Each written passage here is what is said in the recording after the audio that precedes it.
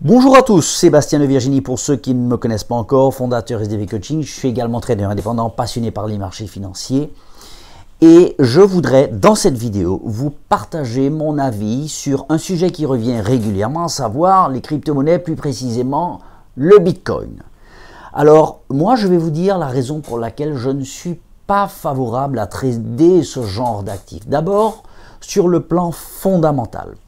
Il faut savoir que les échanges internationaux, l'économie internationale en général, elle repose sur des échanges de biens ou de services contre une monnaie réelle. Vous êtes d'accord avec moi? Si demain matin, imaginez, vous êtes fournisseur de biens ou de services et un de vos clients, et même, voire même votre meilleur client, vous dit voilà, est-ce que je peux te payer en Bitcoin? Qu'est-ce que vous allez lui répondre? Peut-être que vous allez lui répondre oui. En tout cas, moi, personnellement, non. Non. Parce que imaginez, demain, les États décident d'intervenir et disent stop, ça suffit, on arrête. Maintenant, on va parler uniquement d'échanges basés sur des monnaies réelles. Le roi dollar reprend sa place. Maintenant, c'est l'euro, le roi dollar, le yen, le yuan. Plus question d'entendre parler de monnaie virtuelle. Et vous avez encaissé 4 containers payés en Bitcoin. Vous faites quoi? Alors c'est vrai qu'il y a cette histoire de clés, de blockchain, d'accord, ok. Mais quand même. Et la deuxième raison pour laquelle je reste à l'écart du Bitcoin, eh bien, se passe sur le plan technique et graphique. Je reste à l'écart. Pourquoi? Parce que les indicateurs techniques et graphiques exprime le sentiment dominant. Et ce sentiment dominant se voit à travers les graphiques. On a cassé un gros niveau qui se trouvait autour des 4676 €. Et dernièrement, quand j'avais fait mon analyse, qu'est-ce que j'avais dit? Que si on cassait les 4676 €, eh bien on casserait en même temps cette zone de neutralité. C'est-à-dire cette zone qui départage qui a la main? Est-ce que ce sont les acheteurs ou est-ce que ce sont les vendeurs? En fait, c'est un combat entre les acheteurs et les vendeurs. Et quand on casse cette zone de neutralité, eh bien, par le bas, de haut en bas, et cela signifie que les vendeurs ont la main. Les indicateurs techniques aujourd'hui nous montrent que les vendeurs ont encore clairement la main. Il n'est pas encore question d'acheter le Bitcoin. Si jamais le cours recasse cette zone de neutralité, plus précisément l'oscillateur de cet indicateur technique, le RSI, c'est ce qui signifie Relative Strength Index, index relativement puissant. Quand on va recasser de bas en haut, les acheteurs auront la main. À ce moment-là, oui, pourquoi pas. Mais tant que cet oscillateur reste sous cette zone de neutralité, moi je reste encore vendeur. Alors, ce qui me fait marrer, c'est que dernièrement, je vais à un meeting concernant un marketing du réseau.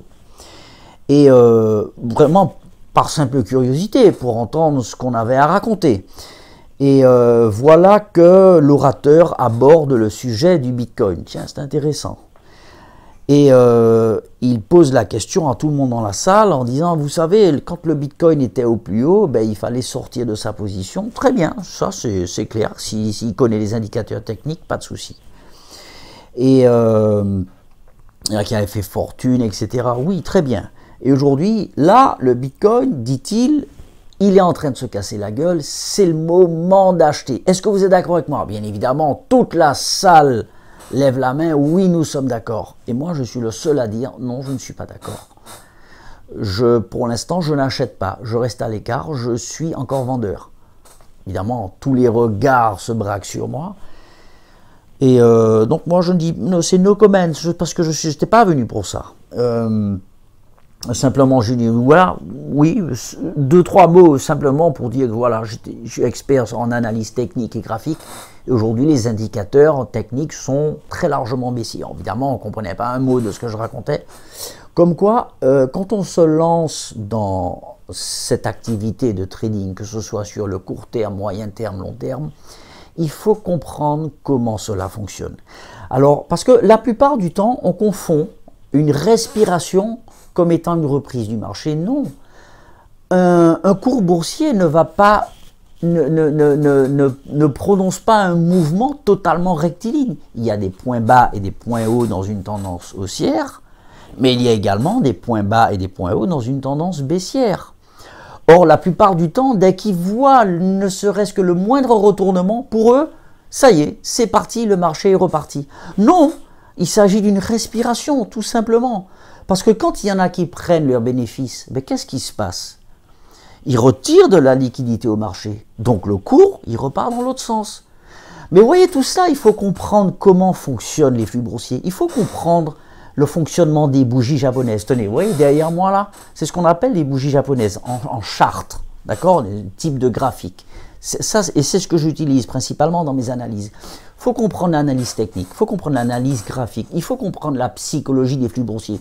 Il faut sentir comment fonctionnent les flux boursiers. Il ne faut pas se précipiter pour absolument rentrer sur une position, absolument devoir la chasser. Il existe des milliers d'opportunités.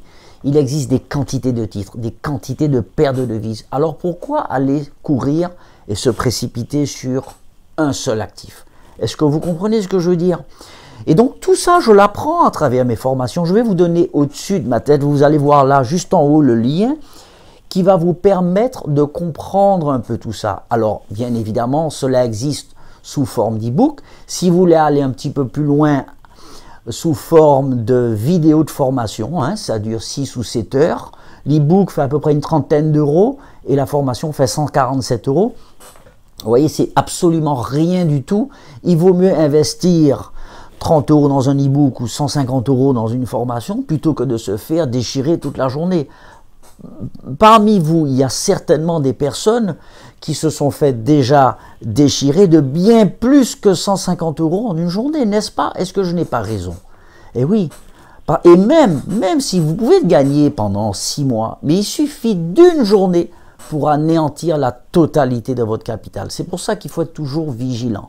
Il faut rester humble sur les marchés. Il faut être hyper... Déjà, il faut être passionné et en plus de ça, il faut avoir la psychologie. Ça, c'est super important. La technique, c'est super. Il faut comprendre. Il faut savoir comment ça marche.